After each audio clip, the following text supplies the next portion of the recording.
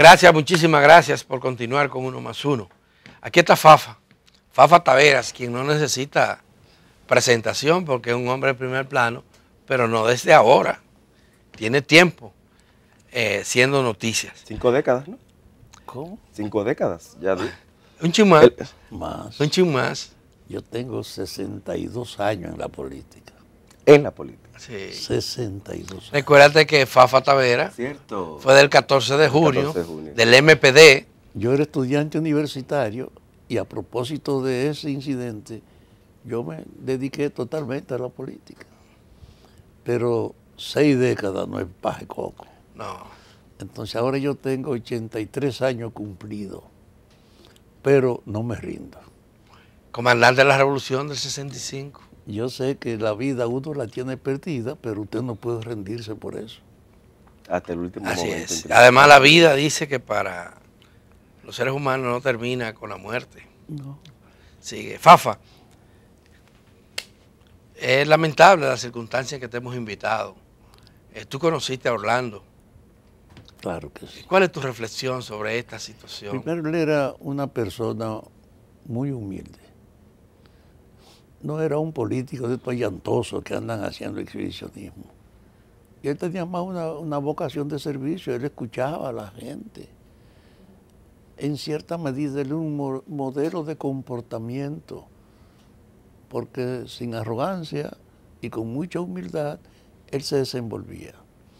Ahora, él fue a parar al Ministerio de Medio Ambiente, que es en cierta medida el ministerio que tiene el mayor espacio bajo su autoridad, porque tiene a todo el país. Los ministerios tienen parte del orden público, la justicia, este tenía el país. Y el Y territorio. aquí nunca hubo en el territorio, de hecho, ninguna autoridad que quisiera defender el ordenamiento que hay para protegerlo. Y él, sin bulla, sin estridencia, estaba actuando, estaba sometiendo, estaba deteniendo abuso y ocupación, estaba tomando medidas precautorias. Y cuando oímos la información, yo pensé, y no descarto, que sea una respuesta aparte de sus propias ejecutorias. Porque para que un amigo de la infancia sea capaz de matar a su colega porque es autoridad, tiene que haber pasado, y uno quiere saber cuántas cosas pasaron. Y es probable que sea una reacción frente a las medidas que él tomara. Yo creo que tiene que haber sido así. Pero en cierta medida él era un ministro ejemplar, por humilde. Él asumió muy en serio su función. Y en serio, y muy de una forma modélica, sabiendo que él estaba responsable de la tierra y el agua de este lugar de nosotros. Sí tenía una responsabilidad muy grande y la estaba usando. Aquí en Medio Ambiente nunca tuvo tutores. Él fue el primero que se comprometió en ese orden. Su muerte, pues, es una conmoción, porque estar casi 2 horas, todos los medios dándote la información, el país entero estuvo bajo esa tensión. Se paraliza. La sociedad dominicana no había vivido nunca un caso como este, donde todo el mundo estuvo pendiente por todos los medios de la suerte de ese ministro. Y luego, sin tener explicación, porque dicen que fue un amigo de él. ¿Y qué pasó? La gente quiere la explicación. Y 2, la interrogante de todo el país era dónde estaba la seguridad de ese ministerio. No solo para tratar de evitar que una gente armada entrara así a verlo, o para que lo acompañara, sino que este tigre coge y se va de ahí, después que lo mata. Tranquilo. Es decir, no había ninguna perturbación. Entonces la debilidad más grande en este crimen es la ineficacia de la seguridad y de la protección de los funcionarios. Ese no es tal vez otra evidencia de cómo el Estado se ha degradado. No, en todo el orden de la palabra, porque no, pero, tú tienes agentes de seguridad. No, pero ponlo en la policía. El gobierno ha dicho que hay que refundar la policía, sí, que hay que rehacerla, que esa policía se degradó, que en ella predominaba el interés personal y no la responsabilidad pública de sus funciones. Y se decretó la refundación de la policía, que ha sido lenta, con poca información, y que este hecho confirma que de verdad que necesitamos refundar la policía, porque no hay explicación en el marco de cualquier dinámica para que la protección que uno supone tiene un ministro actuar en una forma tan ausente que le matan al jefe, se va el asesino y tú no sabes nada. Así no puede ser. No. Entonces, Y no se ha hablado de que hay agentes presos ni nada de eso. pero por ejemplo, es una referencia a revisar el comportamiento de la protección que la policía ofrece a funcionarios. Sobre todo cuando hay más de 5.000 policías distribuidos en atención de particulares y en protección de particulares. Cuando una parte de ese cuerpo está dedicado precisamente a proteger a particulares. Y tú tienes esta demostración de ineficacia en la protección que obliga entonces a ponerte en guardia contra todo. Pero oye un detalle. Yo estaba en la mañana de ayer en la funeraria, incluso hice hasta guardia de honor porque había sido diputada de Leonor Sánchez Baré, una amiga nuestra, y ahí me defensora de los presos políticos. Claro, ella era abogada de Balaguer. Abogada. Entonces ella estaba Pacheco y comenzó a organizar con los legisladores y legisladoras que hicieran una guardia de honor, hicimos una guardia de honor. Entonces yo salía de ahí. Y entonces me enteré además de que un hermano de Nelson Arroyo había muerto de repente en San Pedro, un hermano joven. Y bajo el peso de esas dos informaciones relacionadas con la dirección de nuestro partido, tú te encuentras con la información Trágica. y la tensión que representaba ese proceso de indefinición que se denunciaba. Es decir, ayer fue un día trágico para el Partido Revolucionario Moderno. Un día trágico porque una tragedia y dos fallecimientos han coincidido. Yo pienso ir de aquí a San Pedro a cumplir con el amigo Arroyo, como estuve ayer. Que fue también legislador. Fue también legislador. Y ahora director de Indotel. Amigos y compañeros. Y que tú sabes que la muerte repentina, en este caso de un hermano menor tuyo, es un impacto inesperado. Si tú no te enfermas, si la gente no espera nada tuyo y de repente tú te mueres. Y porque suponemos que el ciclo de la vida siempre nos invita a irnos antes de lo que llegamos antes. No, y que la vida es un relevo, pero ordenado. Que tú te mueras de repente o que te maten son dos cosas que estremecen la subjetividad de la gente. Entonces ayer fue un día trágico para el partido y hoy sigue siendo un día trágico. Así que lo de Orlando, que va a obligar a profundizar el trato con la policía, es además una alerta. Realmente la acción tiene que ver con medidas que él haya tomado. Fue una respuesta, aparte de un comportamiento tranquilo, sin estridencia, pero efectivo que él estaba impulsando. Porque ahora el problema es explicar por qué Orlando, y lo reiteró aquí el jueves pasado cuando vino, había denunciado que alrededor del tema de los recursos naturales se habían creado mafias muy poderosas, con mucho poder, dentro y fuera inclusive de la institución, lo cual él estaba enfrentando.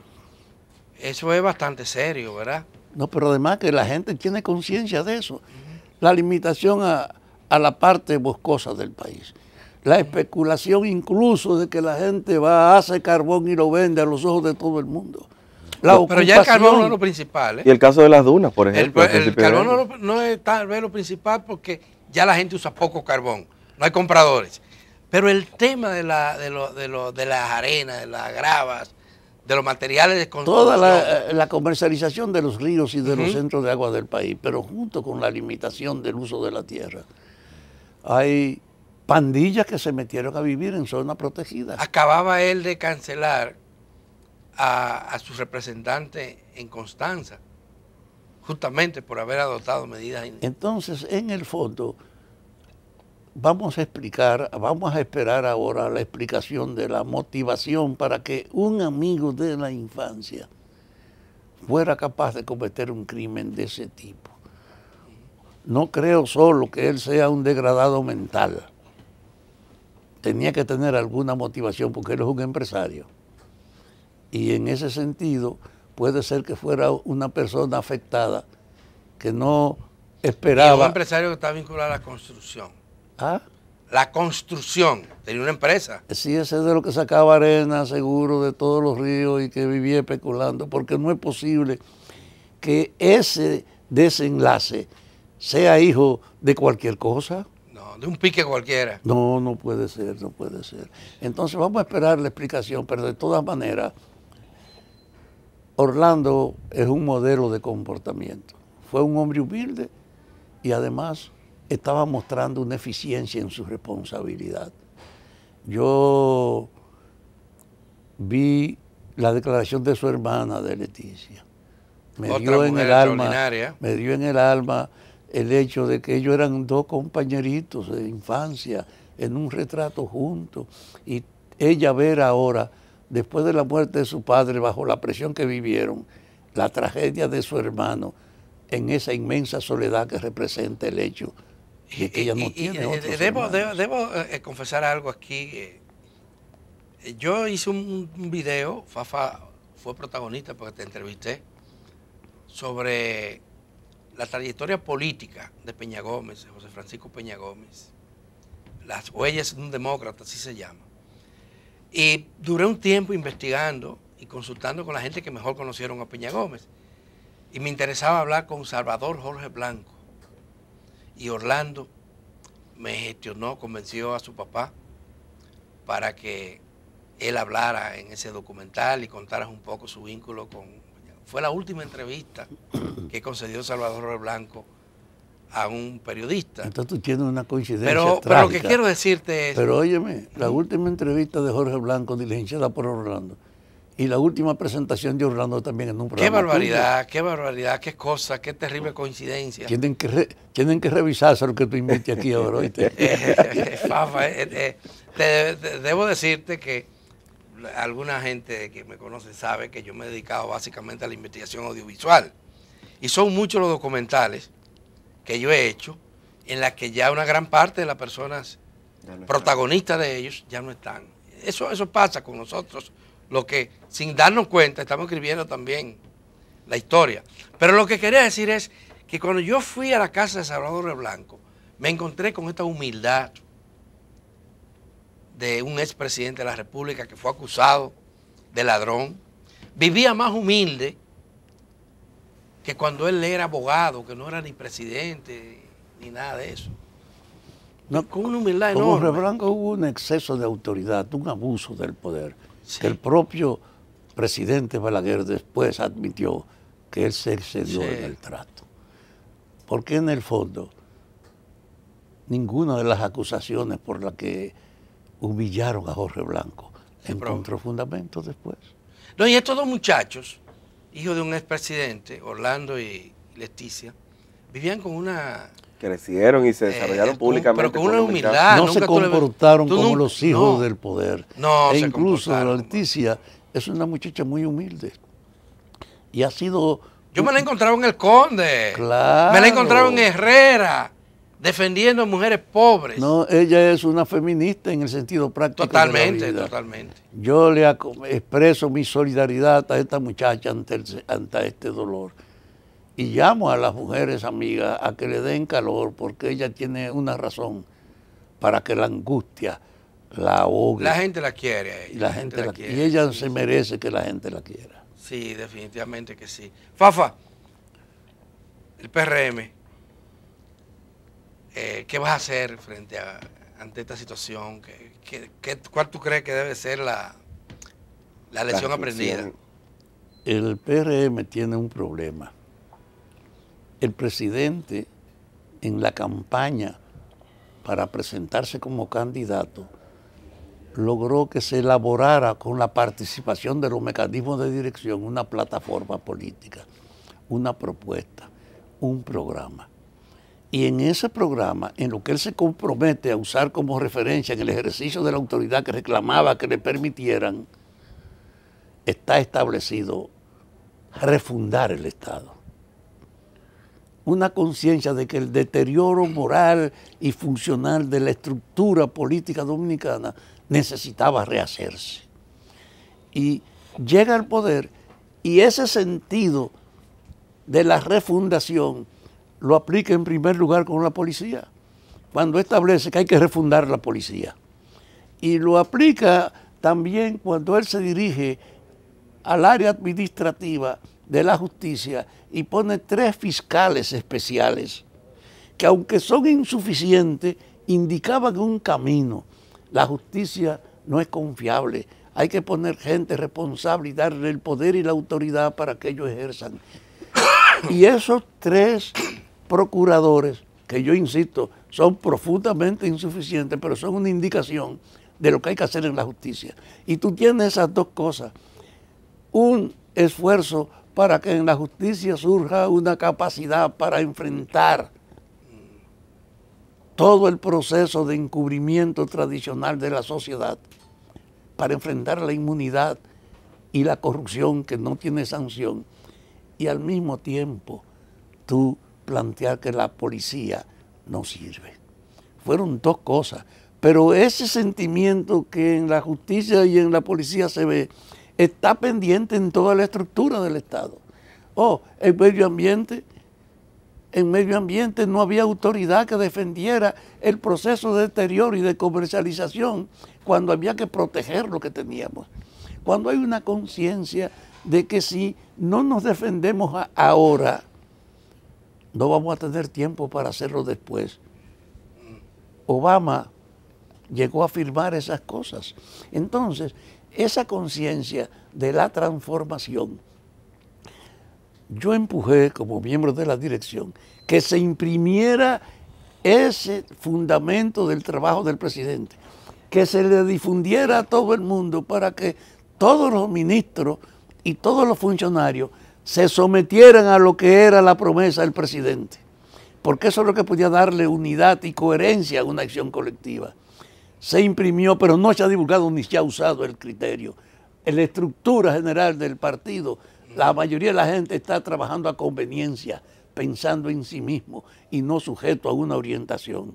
Yo creo que esta tragedia, frente al comportamiento que tenía Orlando y aplicar esa línea, debe obligar a que el PRM asuma todo el compromiso de que esto hay que rehacerlo, que hay que refundarlo. Bueno, y es ojalá una ofensiva ideológica que yo creo que está pendiente. Bueno, ojalá te escuchen, Rafael Fafa Tavera. Gracias, mil gracias por venir, por obligarte a nosotros. Y te voy a decir una cosa. Tienes que escoger otro momento para invitarme que no sea un día de una tragedia como esta. Me debo una invitación real. Fafa siempre le pone sazón. Nuestras condolencias también para el PRM. Señoras y señores, vamos a pausar y cuando regresemos vamos a conversar sobre otro tema de mucho interés para la población.